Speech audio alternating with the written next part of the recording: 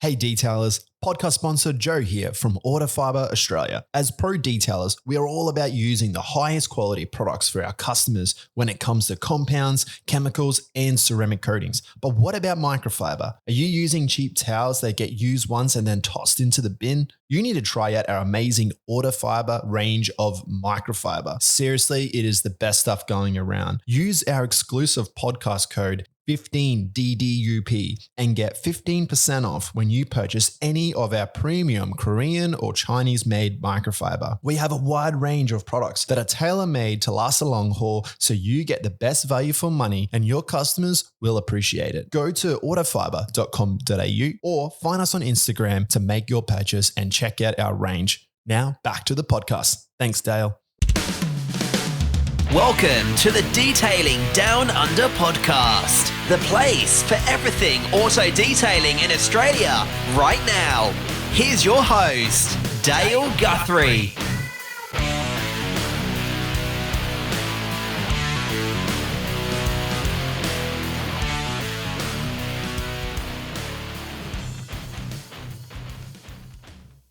G'day and welcome to the Detailing Down Under podcast. I'm your host, Dale Guthrie. We're back into it again.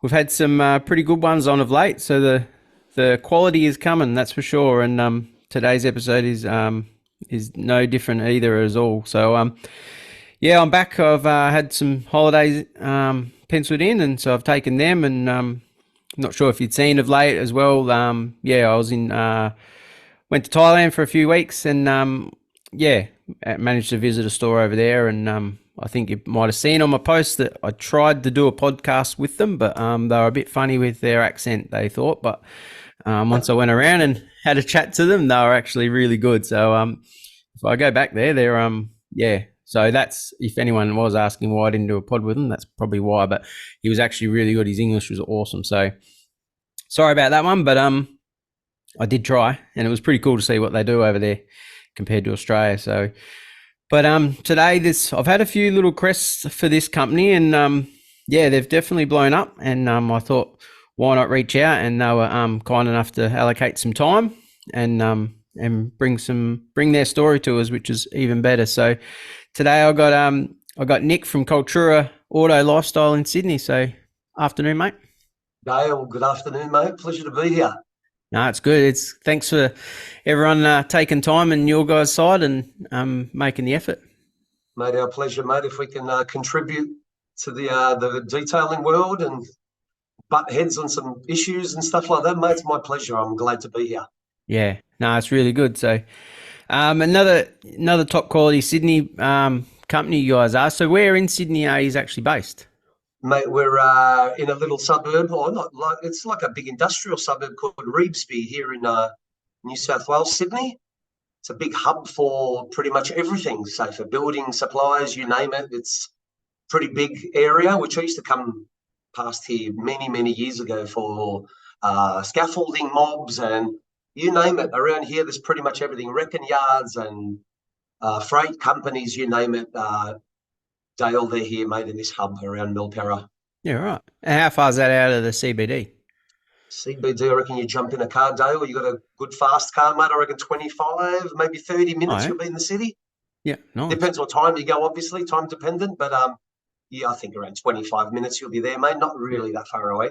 No, nice. Yeah. Oh, awesome. So what's your role with Cultura and how long you been there and what's your background? Have you always been detailer?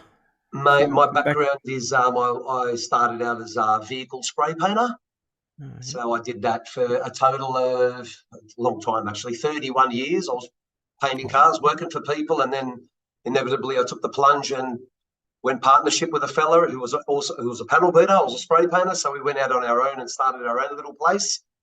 And that went on for 13 years, Dale, and we decided to sort of call it quits.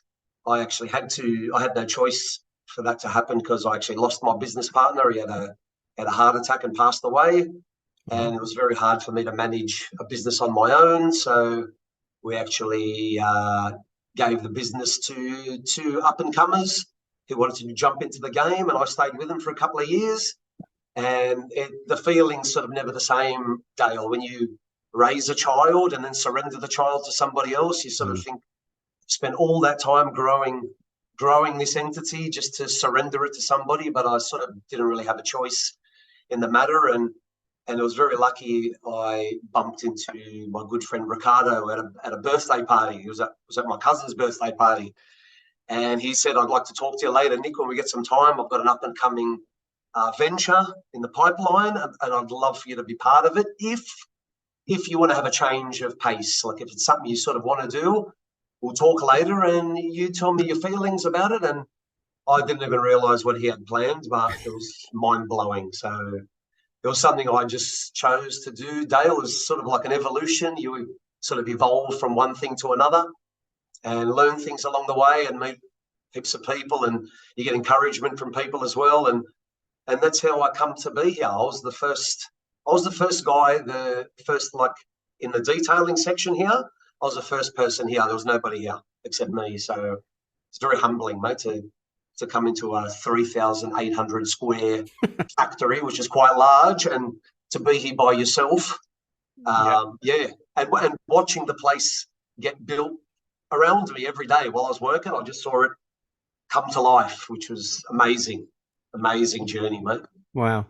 So because my background, I'm a panel beater by trade, but can't say I visited it lately. But how do you become from painter into detailer? Is it sort of when you finish painting, the correction side of things sort of what took you into detailing side, or well, smash repairs, you sort of hampered with time. You got time frames for everything. Customers want their car in a particular time, so you got to be sort of smart. And I'm very lucky too, Dale, because with experience you can sort of allocate the time where it really needs to go. But when I had my own business, there was A, B, C, D, E, and there was no deviating. That's where the name comes, and people associate you with quality, and that's how your business grows.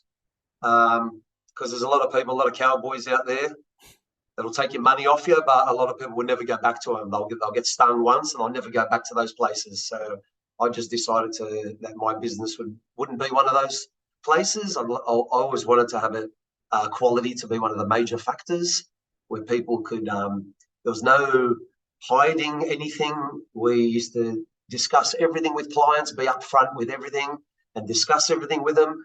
And I think once you build trust and a rapport with someone, Dale, these people then leave you to your game and are not disappointed when they come and get their car. But yeah, it's an evolution, mate, from spray painting, starting with a rotary machine. And then as the years go by, things start getting introduced into the game and you take them on board. And these things have just revolutionized our industry.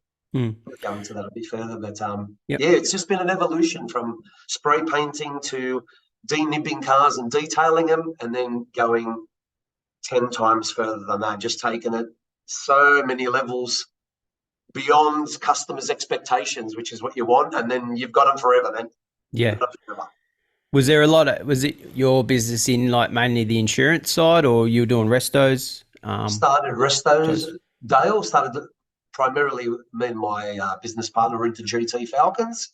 Oh, yeah. So the first car that came into the shop, it was totally empty, nothing there. There was just a 71 XY Falcon. So me and him were working on that every day. And then the sticky beaks would drive past and have a look at who are these new guys? We've never seen them before. And they say a Falcon. And then word gets around. The next thing you know, tow truck comes with another Falcon.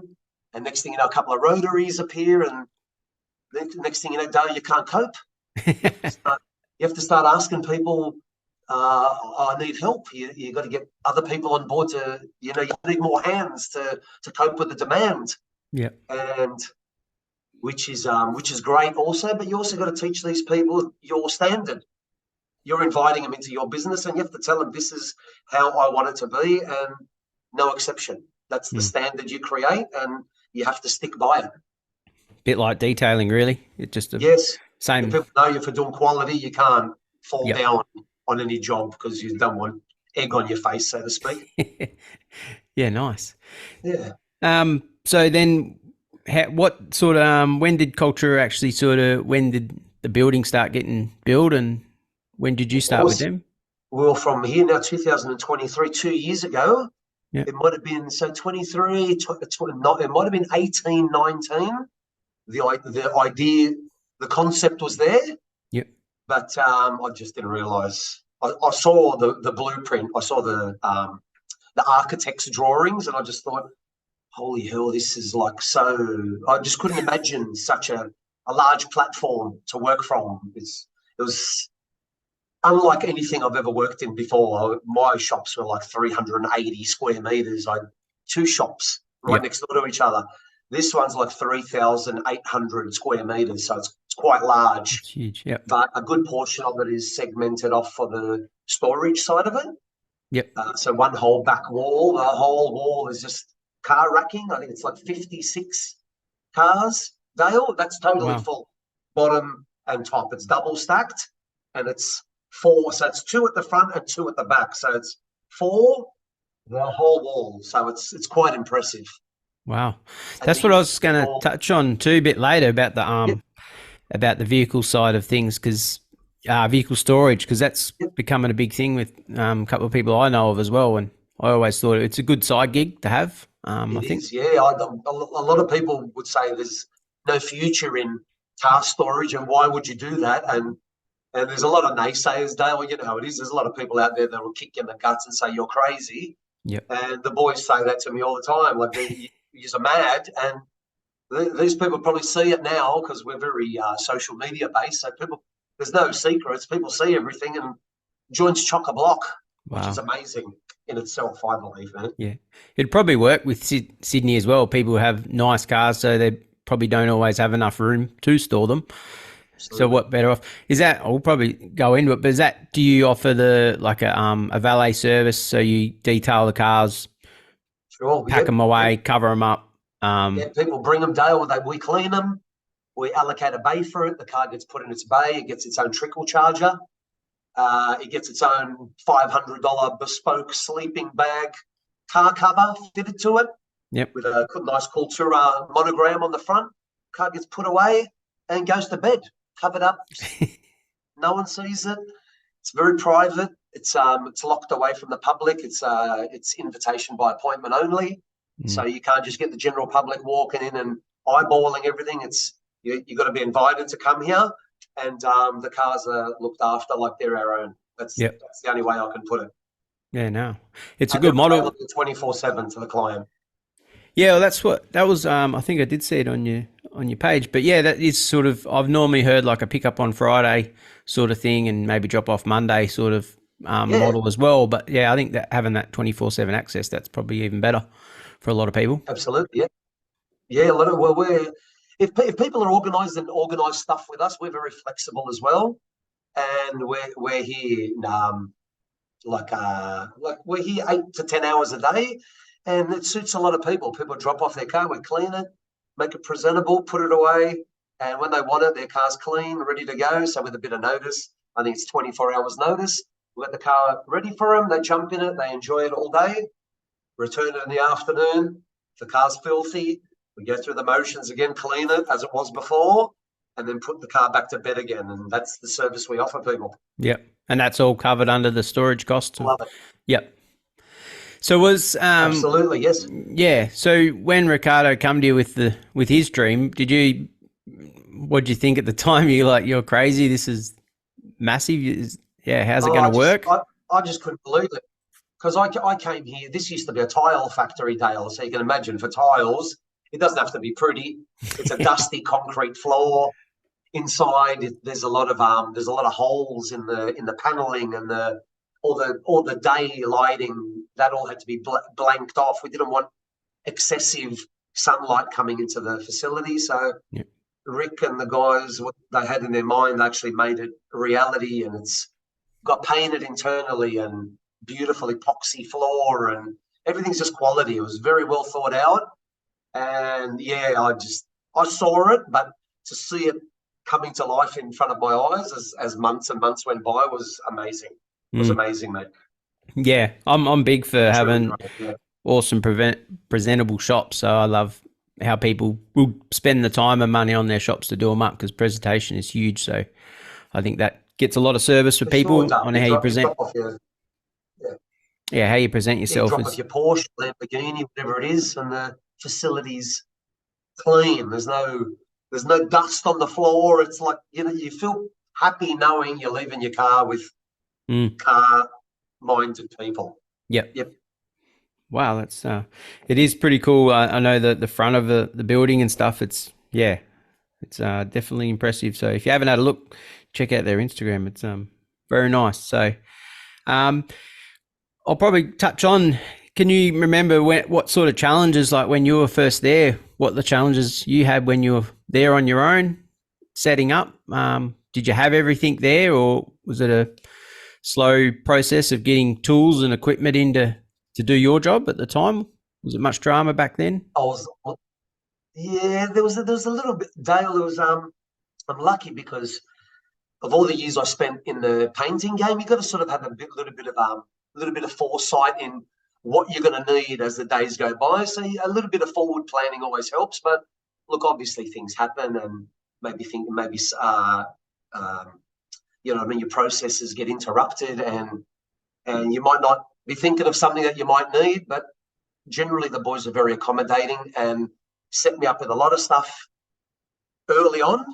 And that might have been extra equipment that I didn't use at the time, but the guys preempted and bought a lot of things that I wasn't using at the time, but it was always there as a backup, which was great. So, but everything they got for me, like a pressure washer, they got me a Kranzel pressure washer. They got me the best stuff.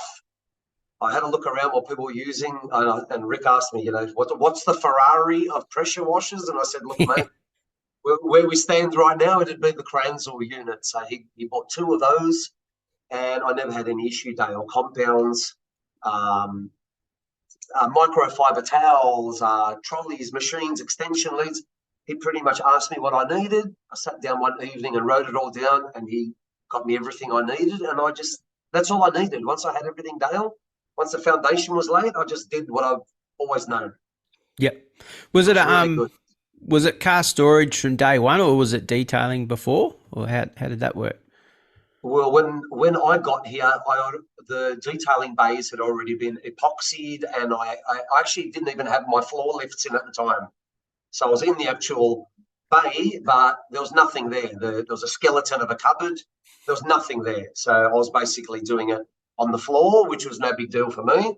Yep. Like laying around on the floor to get the sill panels and the lower bumper bars and all that stuff. No big deal for me. That's what I came from. From the early 90s, I've been doing it. So I'm no stranger to hard work and doing things the hard way. And as time went on, it got easier because the boys put floor lifts in the bays.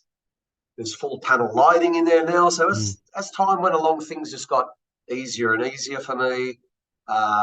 You know what I mean? Things as everything got set up to the way they wanted it to be, it ended up being heaven for me. It was more than I wanted, more than I needed, but it was great anyway. I loved it. And what were your services back then at the start? So I know you're doing PPF. Was that sort of later on? And how did all that come about? Well, back then, when we were at the bone stage, the skeleton stage, the guys were all here already in their air-conditioned, glass-panelled area, already doing PPF installation in there. Oh, yeah. And right next door, they've got a state-of-the-art low-bake booth with hydraulic floor. They had plans of doing sprayable paint jobs as well, which can also be peeled away. They can also be polished and sanded, the whole 9 yards. But that sort of never eventuated, and the spray booth is still there. Best part is we use the spray booth now to bake all of our ceramic coatings, which is great. It hasn't sort of gone to waste. And it's a premium booth. It's probably the best one you can buy from Low Bake. But the boys were doing PPF from back then, and I was on the far side behind a roller door doing my detailing. So they were doing the PPF, and at that time I was just doing corrections and coatings. So, there was no monstrous rush. I was probably turning over a HSV Commodore back then in like 3 days. I was taking my time and doing them 3 to 4 days, but the car was perfect. Yep. 4 days. I had plenty of time. I put a lot of my own time into it too, Dale, because obviously I wanted to impress. and 8-hour days turned into 10-hour days, which was no big deal for me because I love doing a day. I like it. Yeah. The time for me is no big deal. Yeah, that's what you were used to probably from the old panel shop days. So Absolutely, yes. yeah, all right. No So stranger. what sort of what film products do you use, and what sort of coatings you offering? Well, back then, the first time I used graphene-based products was with I think it's called Specialty Performance Coatings, SPS, I think. They were they had the Art de Shine graphene product, but it was relabeled under the SPS banner. So I wanted to get it here in Sydney, and I actually did get it, but I didn't get it under the Art de Shine banner. I got it actually as an SPS product. So that would have been the version 1 back then. Very difficult process, like a user installation process. Yep. Could be a bit frustrating if you didn't know it, but I sort of hung in there. I'm a bit of a loyalist. When I like something, Dale, I just hung in there and stayed with it. Yep. And I'm glad I did because the product's evolved and the user experience is a lot better now. But back then, yeah, I started using CarPro stuff back then because it's readily available. Yep. CarPro stuff and a lot of Geon stuff as well. Yep. Because that stuff was readily available and it wasn't too far away from me. It was easy for me to go and get it myself. But I think under this entity here, Cultura Auto Lifestyle, I thought, look, I'm going to get a brand in here and we'll become accredited and we'll have that as under our umbrella, adopt to the product and use it wholeheartedly and really showcase what the product is about. So I reached out to the actual boss of Art de Shine from Singapore. That's Alfred. Oh, yeah. I just texted him and 10 seconds later, Dale, the bubble appeared in Messenger. This guy responded immediately and sent me the stuff that I wanted and I used it and I loved using it and Ricardo loved the appearance of it because that's the first thing you look at is the paint on a car, that image that you get from it and how nice it presents. So to use those products and the gloss levels and how they feel under your hand, Rick thought, you know what, Nick, you're very comfortable using them. They look great. We'll establish a relationship with him and we became accredited. And the rest is history, mate. We've had a long-standing relationship with them. I've actually used them before Cultura Auto Lifestyle, so I had a bit of a relationship happening then. But this was the official partnership between Cultura Auto Lifestyle and Art de Shine. Wow, yeah, that's interesting because not most people would just go for the normal top tier brands, coating brands. So you like your G Technics, Geon. You mentioned CarPro as well. So that's interesting that you went somewhere different, which was good. Yeah. Are they a 2-stage sort of coating, base coat, top coat, or are they just a single application?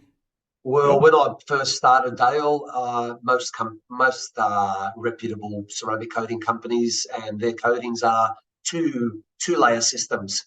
Yep. And when you spend 16 hours of your day from your wash cycle to your ending of the correction and getting ready to install your coating, fatigues plays a big role because by then you're pretty much at the end of your batteries.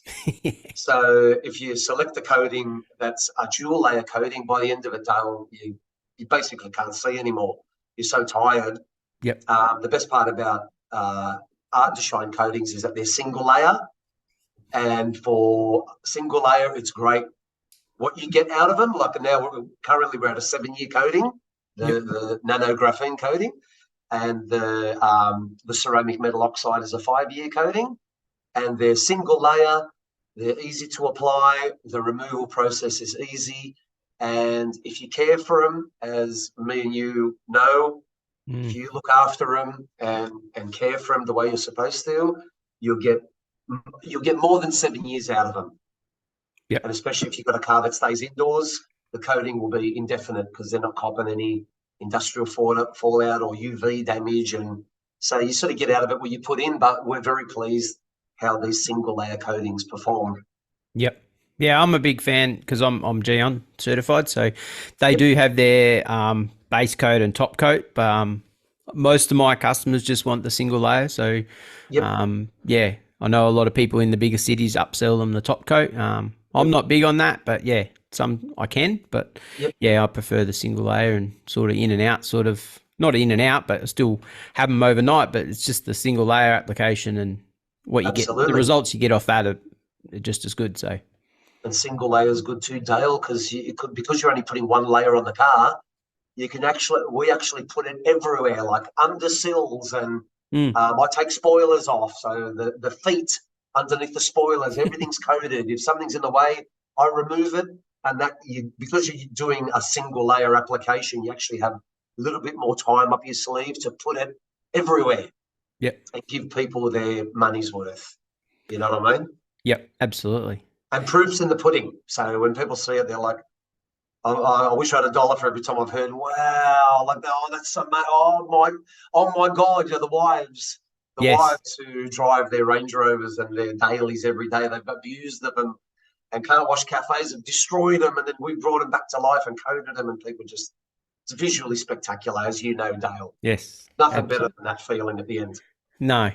And a lot of, it's quite surprising. Most of my customers are females. You'd be surprised. Like, you don't see too many males. You get the odd one or two, but a lot of them are females, and they want to care for their car more than the males do half the time.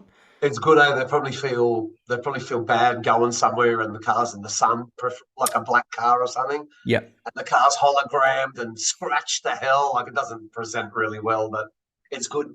Females have become more in touch with their cars, which is great. Yeah, absolutely.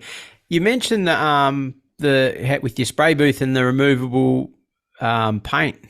Yes. I've heard of that overseas. So that you're sort of not doing that anymore, or you had a crack at it and it's not. Yeah, the plan was to have that system in place here, sort of piggybacked off the PPF side of things here.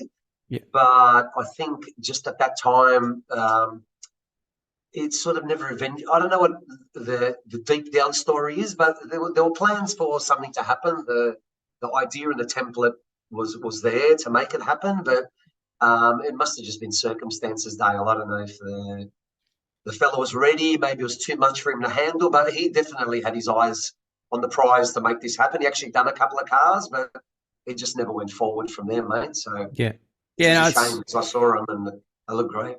Yeah, like it's an actual colour change, and then you can remove it after so long, and the original paint's still there. So I've seen it done on overseas a fair bit. So like people will bring in new Porsches and change the colour of them. So yeah, me being a spray painter, I found it very interesting. He actually asked me if I wanted to sort of go down that road, and I said, "Listen, mate, I've done this for 31 years. I'm retired." He badgered me a fair bit to get back into it, but I've moved. I went through a revolving door, Dale, came out into another area, and I just sort of closed the book on the spray painting side of things. But yeah, I wish that did sort of go ahead. So, like from my perspective, I thought that was very interesting. Something you could spray on and denib and polish and sand. You could do whatever you want to it. And then after 2-3 years, if you're bored of a dough, you just pick up an edge, mate, and just peel it all off, and you're back to where you started. Yeah, I think it was quite cool, but I think some people might get lost on how to, if you tried to sell it to someone and they'd be like, oh, I'll just get it vinyl wrapped instead, or absolutely, or just put coloured PPF on it instead, or leave it. So. I know, it's something that I don't know how you would market it. Like, but this fella had a lot of people that had their hands up to get it done. But like you said, if you want to go down that road, PPF's a viable option as well. Yeah, which is what we do here as well. Yep. No, that's good. So. So how many employees have you got in there now? How many workers you got? Mate, I've done a head count with Ricardo and Mohammed, our two employers. With them on board, we've got a total of 13, would you believe? Yep. So back then we had two guys in the PPF lab and myself. So I went from 3 to 13. Wow. So she's growing, mate. She's growing. The monster, we fed the monster and she's growing. So it's great. Great, mate. Were you involved with any of the onboarding of and training of or hiring of new employees, were you, or not really? Well, as we went along, Dale, I got to a point where cars are coming in. I've only got 2 hands. Yeah. So I did need somebody to be with me. So I ended up pinching my spray painter that I employed at the old place. So, because I worked with him as well, and I talked to him from time to time, and he goes, Nick, mate, what they're doing here is not really how I want things to go. And he basically was starting to get a bit miserable with things. And I threw the hook out to him and showed him what was happening. And once he saw it and spoke to Ricardo, and that was a game changer for him. He came here and he's been here ever since. He's my colleague. His name's R2. He's with me every day and he loves doing it. And I don't think he'll want to go anywhere now. We're very pampered. Yeah. Yeah, probably. Yeah, so I needed him and we got him. Yeah, absolutely. No, that's good. Because are they seeing a lot of difference now? Like, I know spray painting is, I don't know, it's a bit funny now with all the chemicals and that now. And I suppose with detailing and polishing, it's fairly clean. Yeah, I guess. well, Dale, when you're spray painting, if you don't wear the appropriate equipment, it's carcinogenic. Yes. They make no qualms about it. You see it on all the containers and stuff. It's very harmful to your lungs. It's not recommended you breathe it or touch it excessively because you can get dermatitis of the hands.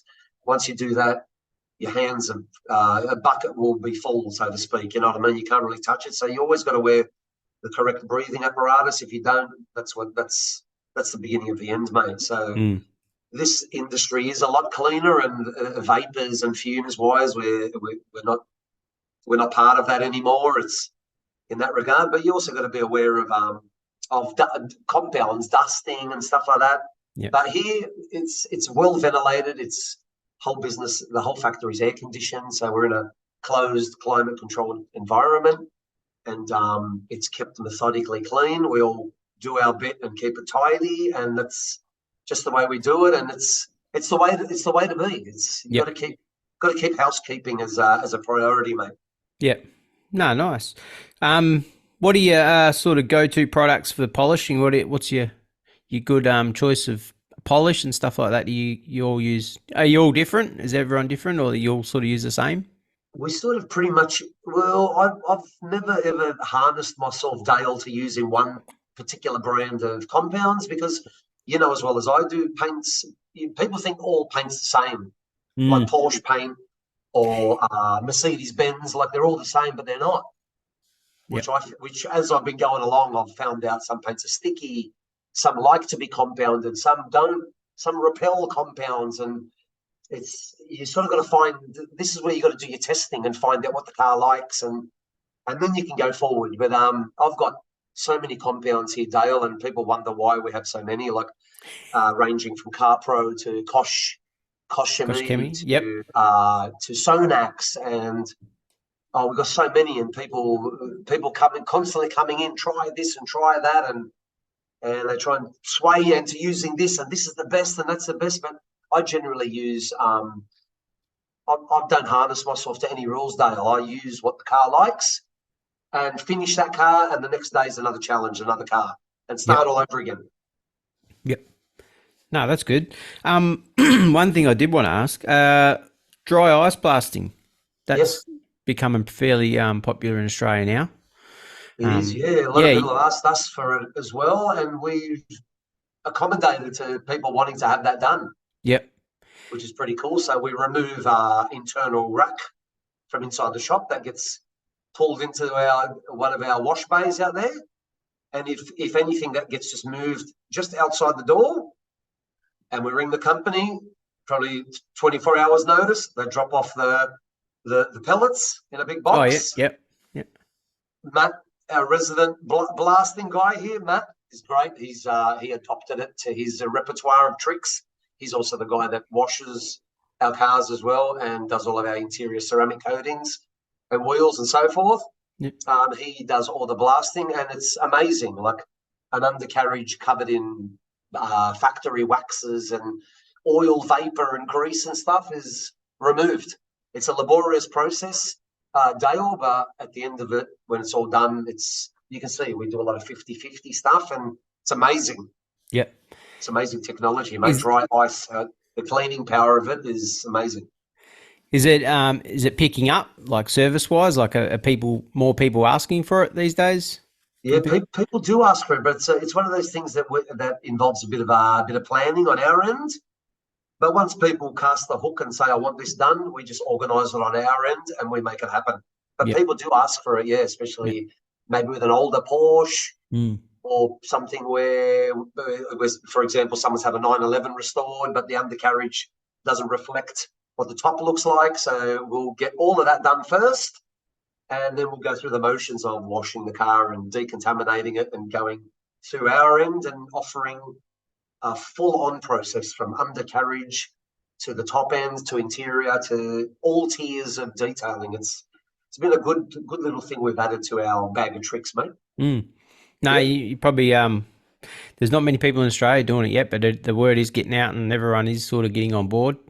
It is good, I think it's something that you do for somebody, and at the end of it, you look at what you get out of it, and it's amazing. Like if you didn't ice blast this the undercarriage of a car, Dale, you physically got to remove all those components and clean them like the old-fashioned way, like a manual labour. You got to clean them, and obviously you can use a lot of chemicals and stuff like that. But the ice is it's not invasive. It leaves a lot of factory markings and that behind. It doesn't really rip into everything, and it's a fully adjustable process too. So you can have a wild or you can have it mild.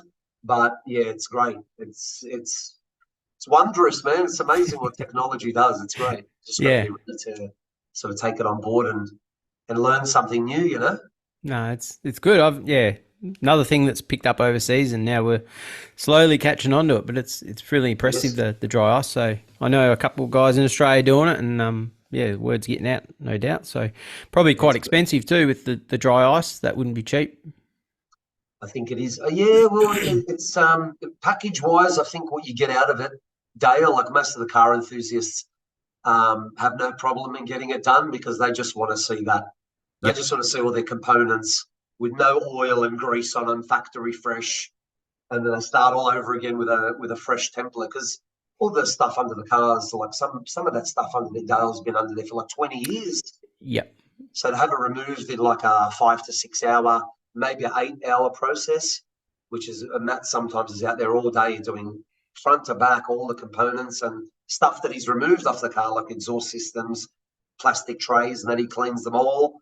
The difference is day and night. So a lot of people aren't afraid to outlay to get it done because you can actually see the difference. Yep. Which is great. And our resident photographer, videographer is pretty much there the whole step of the way, filming the process. So there's no secrets. You can actually see left to right what's achievable with the process, and it's amazing. A lot of people love it. You touch on your video side. Have you? Not that I've looked yet, but are you on YouTube? I think YouTube's going to be another thing in the pipeline. We're planning to go down that road, Dale. But I think it's coming soon, mate. I can't give you a time frame on when that's going to be, but I think it's. What do you reckon, Charlie? It's in the pipeline, yeah. He says we're on it now, but obviously it's going to grow. So yeah. How long have we been on YouTube, Charlie? Not long. Probably about a month we've been on there. Charlie's telling me, Dale. So she's growing, mate. No, that's good. Yeah, quite a few others are trying to get on the wagon over here, and I think it's pretty cool to showcase what you do. And if you have your own department to do it, it's even better. Sure. So I can't wait till that starts to open up, mate. It just showcases more of what we do here, more in depth. Yep. Do you know? No, I think it ties in well with your business. That's for sure. Is there many other detailers around you guys? Any other big shops? Yeah, there's a couple. In this area here. I'm not familiar with this area. Like I said, Dale, I come to work and I focus all my energy on Cultura. But I'll just say off the top of my head, there might be 5 scattered around this area, not directly close. There's a couple that are really close, but there might be 4 or 5. Yeah. But I think initially, before I was in touch with the boys, the guys had intention to collaborate with these guys, so steal them from where they were and bring them here to actually showcase their talents in this setting, like a larger setting. But obviously, you can't force someone to go where they don't want to go. or people might have ulterior motives. They might want to stay and do things on their own.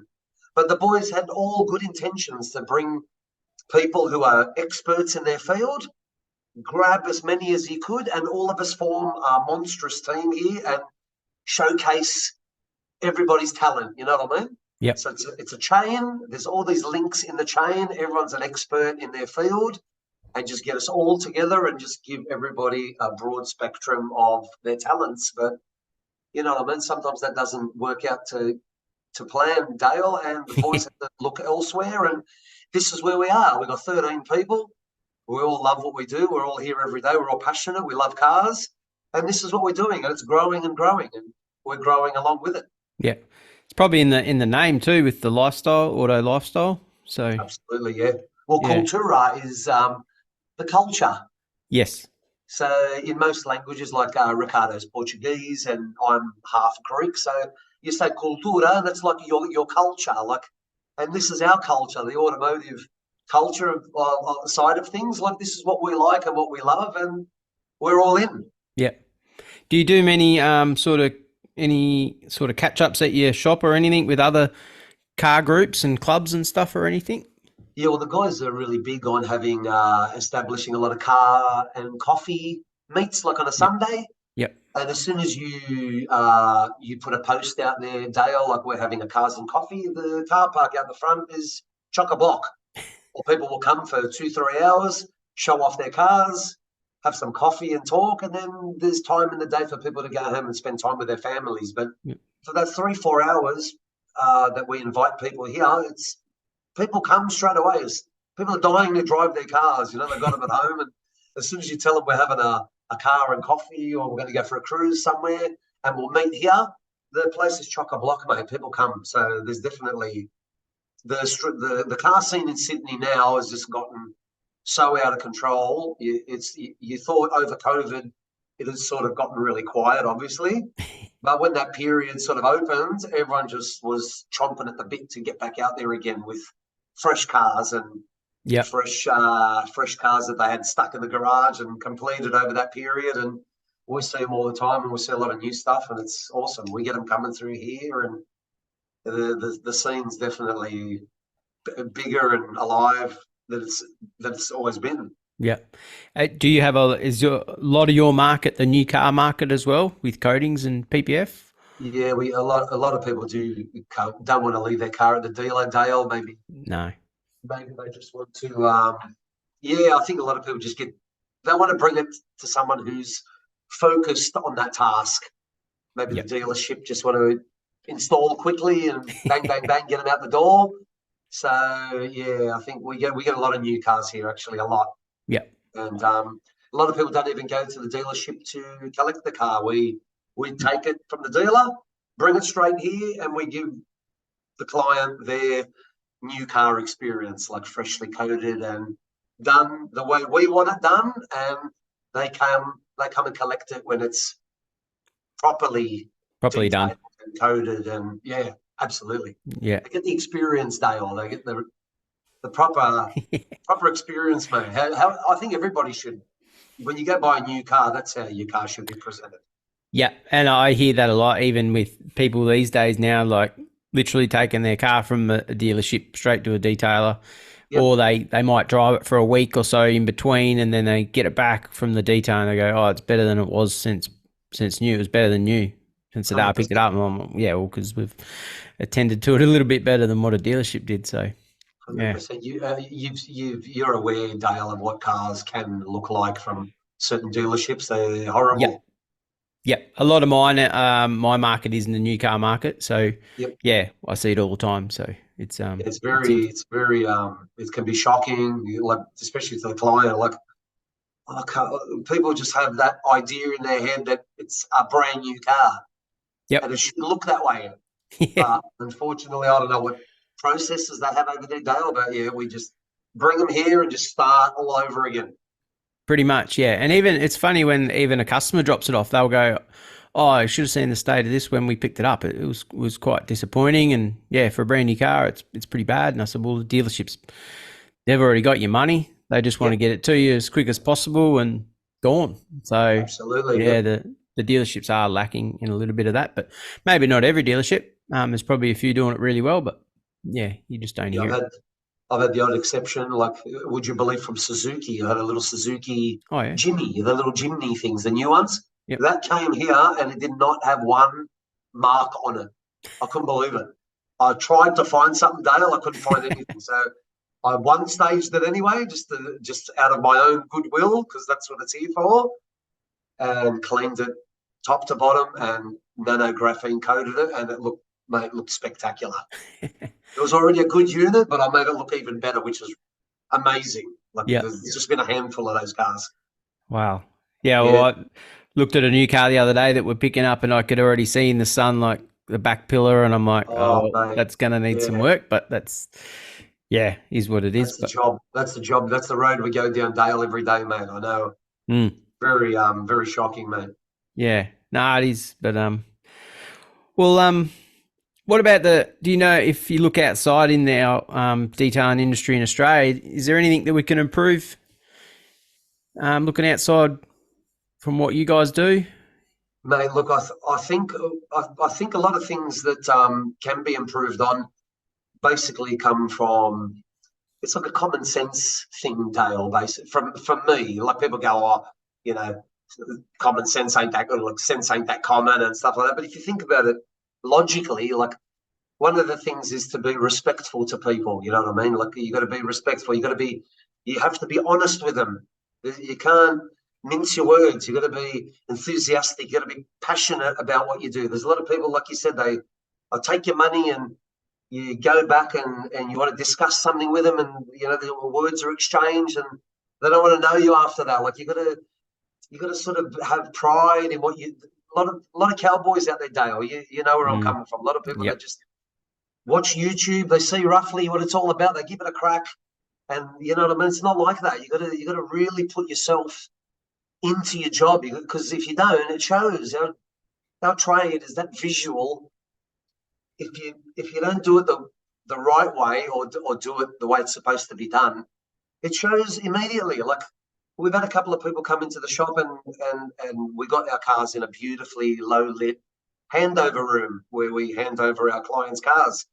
And there was a fella there, he sort of didn't want nothing to do with how the car looked in that room. He goes, mate, this looks like a big smoke and mirrors set up here, and how about we take the car outside? I'm not interested in looking at the car here. This was like the guy's offsider, like his mate. So I said, no problem. So we opened the facility and we took it out in the sun, and you couldn't look at it out there, like, in the sun. It was like blinding. And I said, there you go, mate, nothing to hide. Like, have a look. Yep. But yeah, I just think people should just be more honest and just throw yourself into your work. Like, do what you say. Like, really, that's all I can say about it, mate. Like, you get out what you put in, and I've always just gone for the wow factor, mate. Like, regardless of, try to give people more than they expect.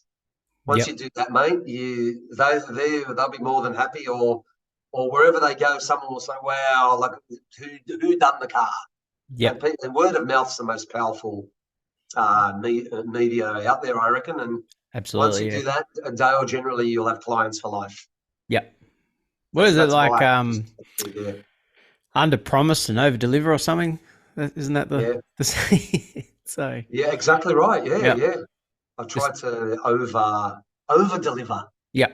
But a lot of people who don't understand, I always try and make a point to talk them through the process and tell them why we've done what we've done, and it's good for them to see the befores and afters. And once you show them that, there's no denying them, because they've seen what the car looks like.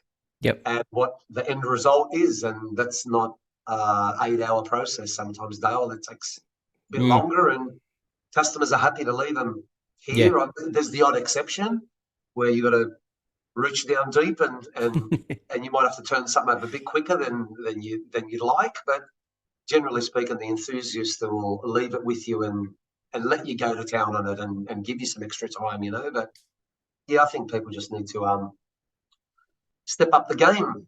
Yeah. There's a lot of people out there doing it, Dale, but there's a lot of people like I'm not into bagging anybody or belittling businesses. A lot of people come here and said, mate, I've had the car coated. What do you think of it? And you look at the car and the car doesn't, or you'll decon it or try and, like a coating might get clogged, Dale. So you unclog it to see what it has, and there's nothing there. Maybe they've just got a nice sealant or something. They've been told the car's been coated, but they've just got a spray-on wipe-off sealant, and they've been lied to. So the cowboys out there inevitably will take someone's money one time, and they'll never ever see it again. They won't last. Yep. So first impressions is huge. Absolutely, yeah. But we're very passion derived, mate. So we just do as much as we can and try to do more than the customer expects. Yeah. So do you have a guy at the front sort of dealing with customers and you're out the back working on the cars? You have like a salesman? I'm pretty much locked away from the public eye, I suppose. But we got two lovely ladies here that man the phones, and they're the first port of call. They're the girls that you'll speak to when you ring up Cultura Auto Lifestyle. You'll speak to Sonia and Lauren on the phone, and you'll meet these ladies when you actually come to the facility. So I might even duck my head in there and have a quick chat to our clients and stuff, and drive them berserko. And that's it. So there's always everyone's got their own set tasks. Yeah, and that's the way it is here too. Yeah, it's no different here, mate. No, it's good to have a process. So yes, no, especially with a joint that big, so 13 workers. You'll need it. So absolutely, yeah, we do. We'll probably jump into our 6-stage questions. So, I did pass them on. So yes, yeah. So can you remember back your first ever detailing job? When you say that, Dale, do you mean detailing and ceramic coating? Or detailing and because I've been doing it hand in hand with spray painting career for 31 years, 32 years almost. If you can remember sort of where you sort of picked up the detailing side and thought this is pretty good, maybe your first ever job that you noticed and thought I can actually do it. It's not too bad. Yeah, I do. It was a good friend of mine, client from my from Smash Repairs business. He rang me. He said, "Nick, I'm buying the wife a brand new CX-5. The guys want $3,500–4,000 to get the car protected." That's what they said. So he rang me and he said, "Nick, I want you to ceramic coat my car. You do that, don't you?" And I sort of went, "Yeah, I do it. He goes, "I'll pick up the car in 2 weeks. I'll book it in with you. Is that all right?" So I wrote it down that day, and then there was a mad rush for me, Dale, to try and find a coating for the new guy, which I want for coating, like the beginner, basically. Yeah. So I actually got from the Geon range, I got cam coat. Oh, that's amazing. Yeah, I thought, you know what, that looks like it's not too technical because, look, I didn't want to jump headfirst into a pro. Well, you can't really get a pro coating anyway, but I wanted to sort of start a little bit mild before I went wild. I wanted to start basically from the bottom. So anyway, 2 weeks came. I was all ready to go. I had all my products there. Nice car. I had a couple of issues. I fixed them all up. I polished them. I think I 2-stage polished them. And I did everything by the book. I wiped the car with alcohol. I kept all the rags all in a nice line, and I cam coated it, and the thing looked amazing. I couldn't believe it. Something you just spray on a towel and wipe off and level away, and I just couldn't believe how great it looked. The user experience was fantastic. Yep. And that's how it all begins, Dale. You know how it all begins. You start to get confident then. So I thought, you know what? After that, he gave me his E46 M3, which was pretty shocking in the paint department. That was like a 3, 4, maybe 5-stage correction process. Yep. And then I got the Geon Mose, which was 2 layers as well. But that's when I started to really get confident to buy the coatings and to not be afraid to use them. Follow the directions, and you can't go wrong. Pretty much. The directions they give you, if you follow them, Dale, nothing will go wrong. You just got to follow them.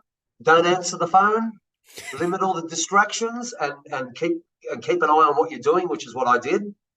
Turn the phone off and just focused on what I was doing. And at the end of it, sitting back and looking at it, thinking, "Wow, look, it's amazing." Yeah.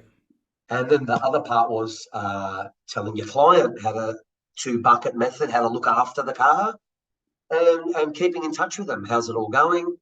Maybe get it in from time to time, or take the products to their house, because a lot of people I know are car people and they're not afraid to have a go and maintain it and look after it.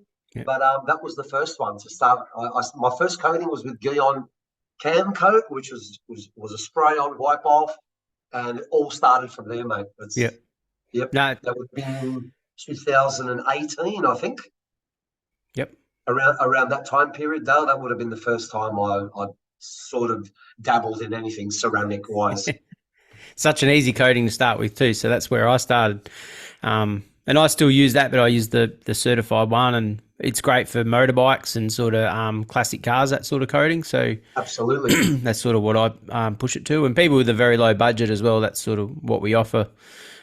Just a quick coating. If someone wants the word ceramic and an ease of protection, that one, and super glossy too. It's hugely glossy coating. Ticked all the boxes for someone who was a little bit worried, about what was going to happen. But I thought, you know what, if you follow the directions, it can't go wrong. Yeah.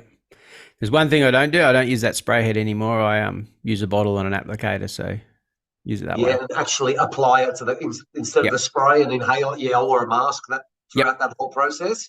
But yeah, if you can somehow dispense it onto an applicator, foam or block or suede applicator, whatever you use. Yeah, it'd be even better till you get a nice layer put down. Yeah, I don't think Gian like it, but that's what I tell him what I do, because that's I've heard stories with that, because you spray it on the towel or applicator and it can sort of get in airborne, and then it will land on the car and leave little dots everywhere. So that they had dramas with that. Yes, happened to me. So I actually was doing it. Had to be mindful to be spraying away from the vehicle. Yeah. Otherwise you can't get that dotting. Absolutely. Yeah. So great idea, but and that's why I don't do it anymore, because I had that experience and I'm like, that's terrible. I'll just applicate it. So sure. But favorite polisher. I know you started on a rotary like we all did in the body shop. So mate, what's your go-to polisher these days?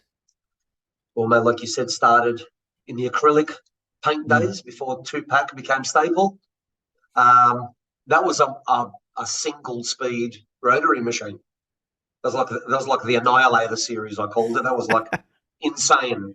But as we've evolved through rotary up to even forced rotation and to dual action to DAs, which that machine is an absolute godsend. DA, amazing.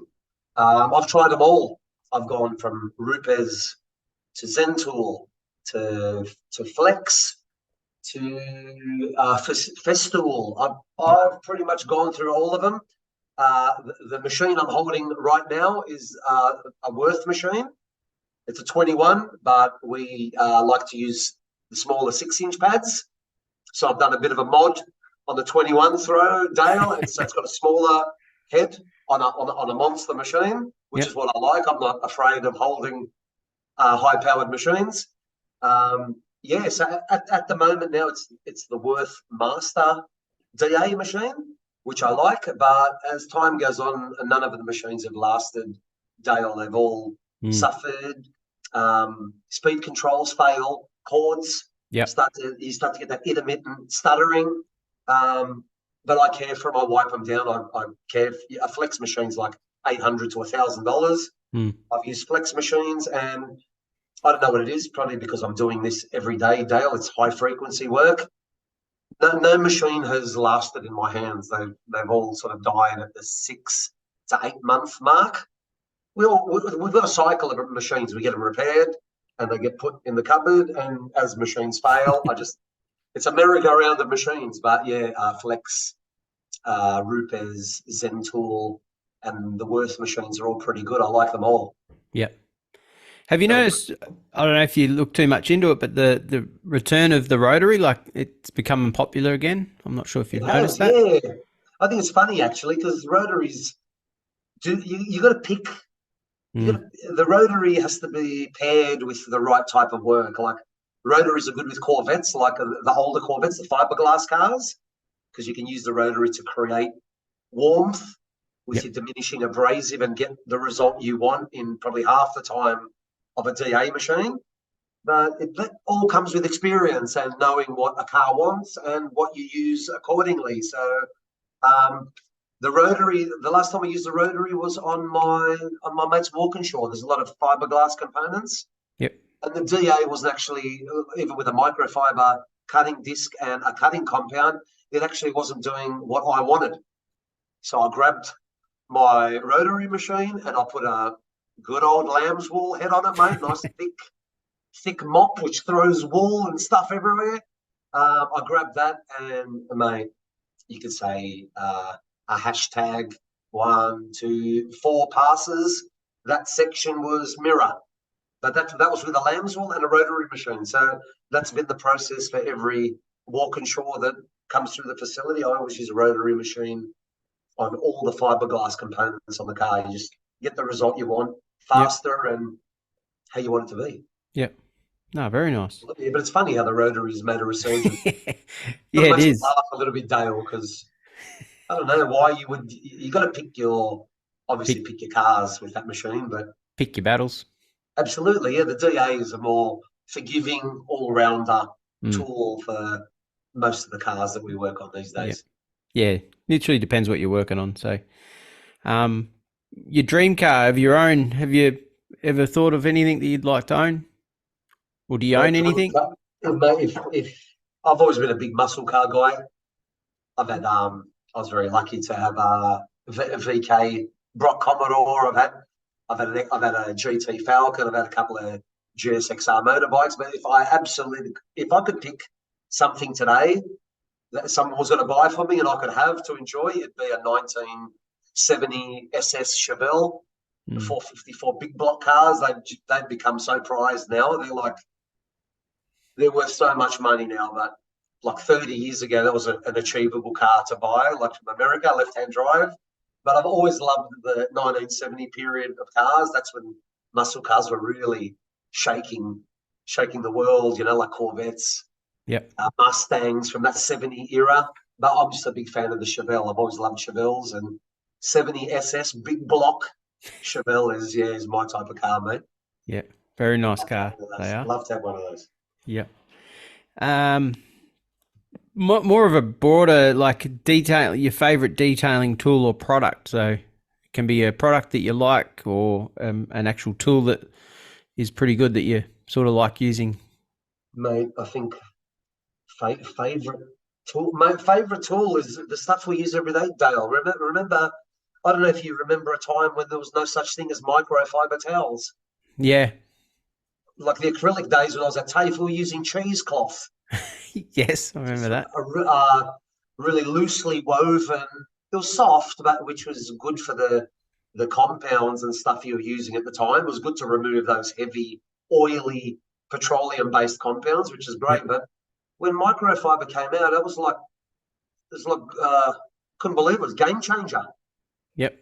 And the same as the DA machine. Like I rely on the DA every day so much. Without it, to go back to the rotary would be like a big punishment, So it's the microfiber towel, like the edgeless Korean towels and DA machines, and that would be those two, the towels and the machine. Without them, we're nowhere.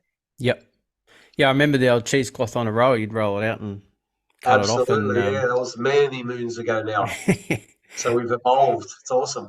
That's good, because we haven't had the towel. Some people have said all sorts of things, different tools and extractors or whatever. But yeah, I haven't heard the towel one. That's a new one, which is good. Oh, mate, the towels, there's so much to pick from. There's a lot of, we started with towels with sewn edges, and they've caused issues with scratching. And so now you've got laser cut, edgeless Korean, and so many GSMs available, low pile to plush stuff that you can wipe your own face with, from luxury to coding removal. It's amazing the range we have available to us now. It's crazy too, yeah. Absolutely, yeah. Love it. Love that part of it. Very good. And a tip for any detailer starting out in our industry, you reckon? Mate, when you're starting, Dale, obviously it's hard. It's hard work, and you get out what you put into it. But I've said to a lot of young kids, I'm 51 this year. Dale, I was born in 72, and I've met a lot of kids along the way. And even at TAFE, I started pretty late. I started when I was 21, and the people in my class were just out of school. They were like 17. So I was 21. I was a lot older than them. And I just tried to inspire them to stick with it. Don't give up. Like, there's going to be days where you're not going to want to be there, or, if everything's going to hell and things aren't going to plan, just to stay with it. Like, a lot of people get a little bit discouraged, Dale, and they don't want to do it anymore. They give up so easily. Like, the more things battle me, the more I sort of put into it. Like, I don't want to be, you know what I mean? I don't want to become victim of a car. Every car I've worked on, I've always completed it to the standard that I've wanted it to be at, which is very, very rewarding. You know what it's like, Dale, when you at the end of all the sweat and tears, it's so rewarding at the end of the day. But you got to put yourself into it, and you get out what you put in. You know what I mean? And not to give up. It's hard work, and just to stick with it, man. That's all I can say to the young kids. Just stay with it, and if you do, you'll be rewarded. The rewards come. Mm. People talk, mate. People know that he's young, he's having a crack, and people are always willing to help a battler and get behind them and help them, or give them a little bit extra, and that's where the encouragement comes from. You know what I mean? Yep. So yeah, if I'm going to encourage any youngsters who want to get into it, just get into it. Listen carefully to what your tradesperson's trying to say to you, and have a crack. Don't be scared.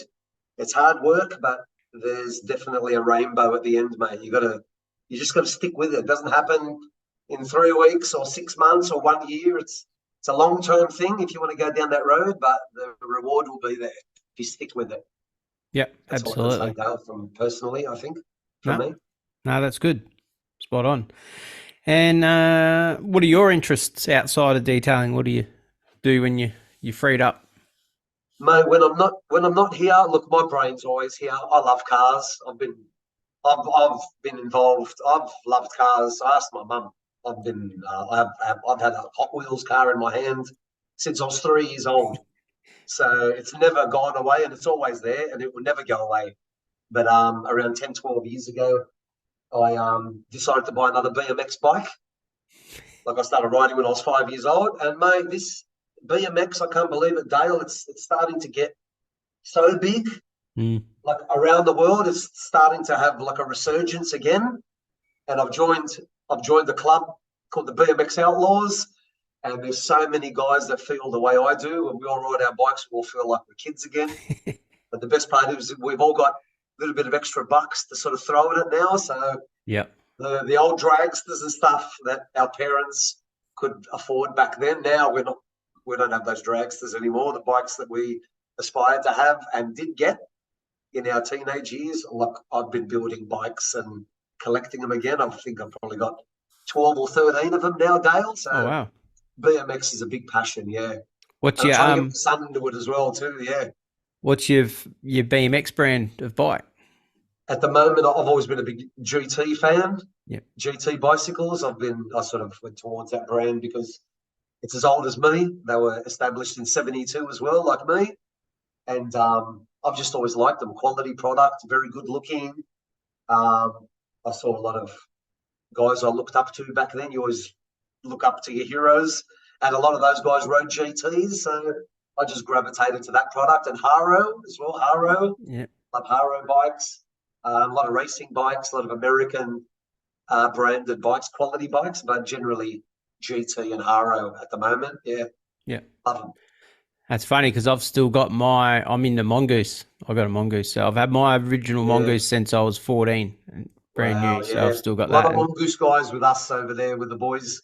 Yeah. Dale, yeah, you'd be very happy if you saw them. There's heaps of them, heaps of Mongoose. Yeah. So I had to fix it up, and my young fella, he's nearly 4, and he's got his trainer wheels off and roaring around. So we go riding together now. So awesome, yeah. My son's just turned 8, so I'm just about to get him off the training wheels, Dale, and I've got a nice Junior Ripper, little SE Cycles Junior Ripper race bike for him. Oh yeah. So as soon as we evolved from the little 16 to 20, he's going straight on a race bike. Yeah. I bought a proper bike, so he's excited to get ready to ride that bike. No, it's funny with the bikes. I see Mongoose are bringing like the old retro bikes back with the tufts and stuff, and I think that maybe we really want to buy one. Yeah, people have just gone mad for them, and they just think there's a hole in the market there that needs to be filled. So all those retro bikes, even Haros and GTs, they've repopped them all and made tribute bikes and stuff, and people have just been chewing them up, mate. A lot of them have been sold, and a lot of them get traded. A lot of people get them and then don't want them, and other people just readily buy them, and I see them everywhere. People love them. Yeah, wow. Yeah, so that's one of my hobbies, man. I love doing it, love building them, love painting them, love restoring them. So it's very gratifying, mate. Yeah, right. No, there's money in old bikes, that's for sure. Yeah, it is. Yeah, the parts, mate, they've just gone through the roof. So it's unbelievable. No, interesting. No, it's cool. All right, well, we might wrap it up. So thanks for your time, Nick. It's been really good. That's been great. The banter's been good, Dale. I look forward to down the track letting you know how we go here. Obviously, the business is evolving and growing. And these guys, it's hard for me to keep up with them because they've got a lot of ideas and a lot of legs. A lot of the trees got a lot of roots, mate. It's all branching out, and a lot of people haven't seen our restaurant here too, Dale. We've got a full-on restaurant, best equipment in there. We just haven't found somebody to jump in there and take the reins of it. But it's coffee, kitchen, in a nice setting. So when that's cracking, that's going to be another thing that Cultura Auto Lifestyle has to offer as well. But mate, you don't know. The business is it's growing and growing, and I'm along for the ride with all my co-workers, and that's really, really great.